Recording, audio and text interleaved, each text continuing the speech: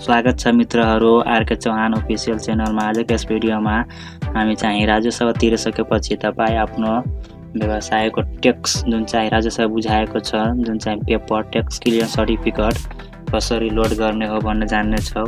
तपाईँ अहिलेसम्म राजस्व ट्याक्स टिडिएस अथवा भेट इन्कम ट्याक्स तिरेको छैन भने तलको डिस्क्रिप्सनमा भिडियोको लिङ्क दिएको छ। अनलाइनबाट कसरी तिर्न सक्नुहुन्छ भनेर हेर्न सक्नुहुन्छ। र चाहिँ सिम्पली एउटा चाहिँ आफ्नो चेक गर्नको लागि सिम्पली आफ्नो मोबाइल अथवा ल्यापटपमा एउटा क्रोम ब्राउजर खोलिनु होला अनि कुनै ब्राउजर खोलिनु होला। ब्राउजर खोले पश्चात त्यहाँ चाहिँ सिम्पली ird.gov.np लेखी सर्च गर्नु होला। यति लेखी सर्च गरे पश्चात तपाईको यस्तो इन्टरफेस खुल्नेछ। यहाँ चाहिँ हेर्न सक्नुहुन्छ ट्याक्स पेयर फोटो लेखेर आएको छ। त्यहाँ चाहिँ सिम्पली क्लिक गर्नु होला अथवा ट्याक्स पेयर फोटो लेखी सर्च गर्नु होला। तपाईको चाहिँ यस्तो पेज खुल्नेछ अनि यस्तो पेज खुले पश्चात सिम्पली चाहिँ यता अहिले ट्याक्स पेयर लोगिनमा जुन तपाईँ चाहिँ अघि पनि आइडी क्रिएट गर्नुभएछ, पान नम्बर लिइसकेपछि अघि पनि आइडी ट्याक्स पेयर लोगिनको आइडी क्रिएट गरे आइडी बनाइसक्नुभएछ भने यता सिम्पली ट्याक्स पेयर लोगिनमा क्लिक गर्नु होला। अथवा कहिलेसम्म बनाएको छैन भने क्रिएट ट्याक्स पेयर लोगिनमा क्लिक गरी तपाईँ आफ्नो यसको आइडी बनाइलिनु होला। चाहिँ सिम्पली आफ्नो पान नम्बर राखे पश्चात तपाईँको सम्पूर्ण विवरण आउनेछ।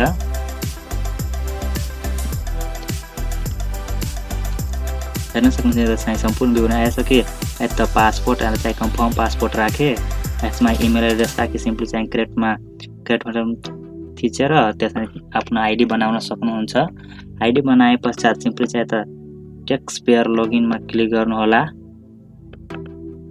ट्याक्स पेयर लोगिनमा क्लिक गरे पश्चात सिम्पली यता चाहिँ तपाईँ यता चाहिँ हेर्न सक्नुहुन्छ। तपाईँ सिम्पली आफ्नो 5 अस्थायी लेखा नम्बर र यसमा प्रक्रियात्मकमा आफ्नो नाम राखिदिनु होला।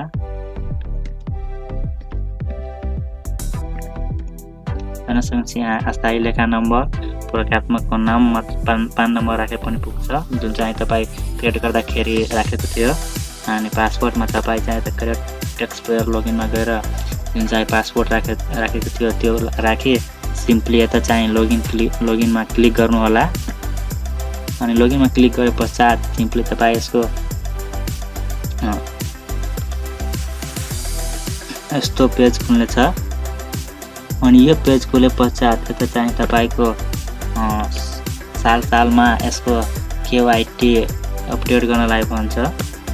त्यो केवाइटी अपडेट गर्नको लागि यस्तो फर्म चाहिँ भरिलिनु पर्नेछ।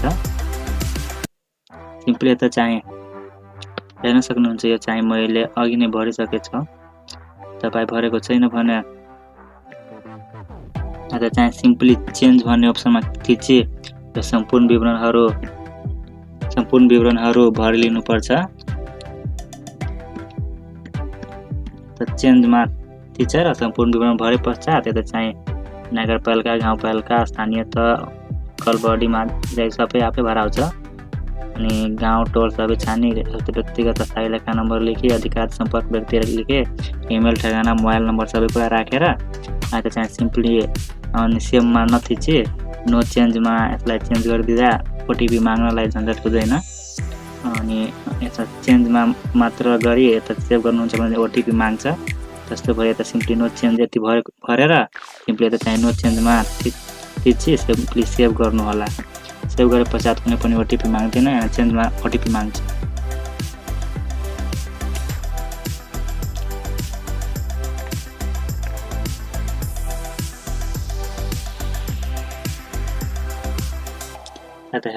हेर्न सक्नुहुन्छ यहाँ चाहिँ मैले अलरेडी नै अपडेट गरिसकेको छु केआइटी फर्म।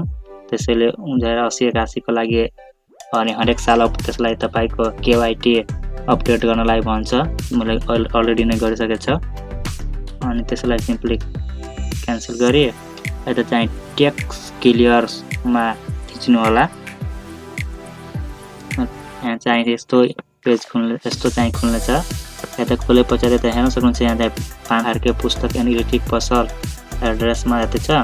यता चाहिँ तपाईँ चाहिँ कुन आर्थिक वर्षको हेर्न फिजिकल इयर कुन आर्थिक वर्षको हेर्न चाहनुहुन्छ भने यसमा लेखाएको छ। 80-81 कहिले हेर्न मिल्दैन, जुन चाहिँ अहिलेसम्म तिराएको छैन। त्यसैले हेर्न सक्नुहुन्छ 80-81 जुन चाहिँ अहिले चलिरहेको वर्ष छ, अन्त चाहिँ अहिलेसम्म यसको तिरेको छैन। त कहाँबाट हेर आउँछ?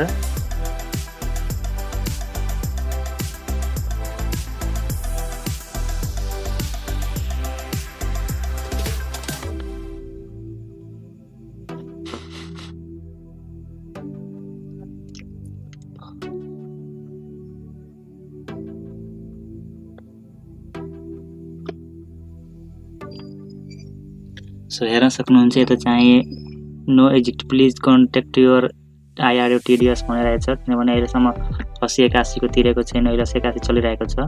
मैले चाहिँ पछिको तिरेछु 79-80 को तिरेछु, जुन चाहिँ हेराउन गइरहेको छ। सिम्पली त चाहिँ प्रिन्ट भन्ने अप्सनमा क्लिक गरी कन्फर्म एक्सन भनेर do you want to print, simply त चाहिँ यसमा क्लिक गरिदिनु होला। यसमा क्लिक गरे पश्चात सिम्पली त चाहिँ हेर्न सक्नुहुन्छ, यता चाहिँ हेर्न सक्नुहुन्छ कि मेरो चाहिँ अहिले 79-80 को राज्यसभा बुझाएको पेपर सर्टिफिकेट रेडी छ। यसलाई चाहिँ तपाईँ सिम्पली डाउनलोड पनि गर्न सक्नुहुन्छ।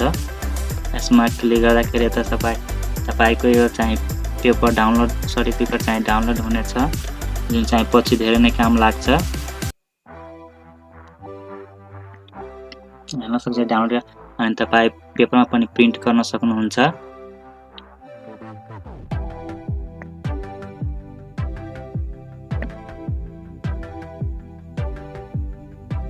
अहिले चाहिँ प्रिन्ट नगर,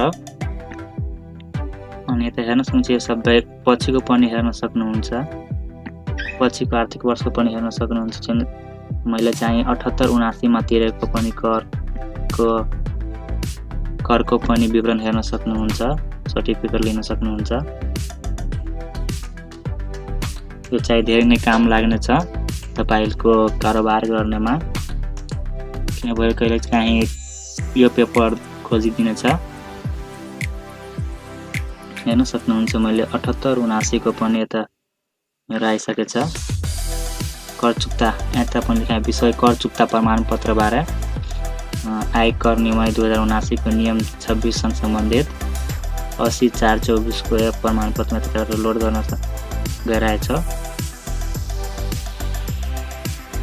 त यति गरे पश्चात सिम्पली हेर्न सक्नुभयो। यता यसरी गरी तपाईँ आफ्नो आजको लागि यतिकै। भिडियोलाई लाइक शेयर सब्स्क्राइब गरी च्यानललाई सब्स्क्राइब गरी अहिलेसम्म तपाईँ पनि यसको ट्याक्स तिरेको छैन भने तल डिस्क्रिप्सनमा ट्याक्स कसरी अनलाइनबाट ट्याक्स कसरी तिर्ने हो भनेर भिडियो दिएको छ, सिम्पली यताबाट गएर हेरिदिनु होला। धन्यवाद।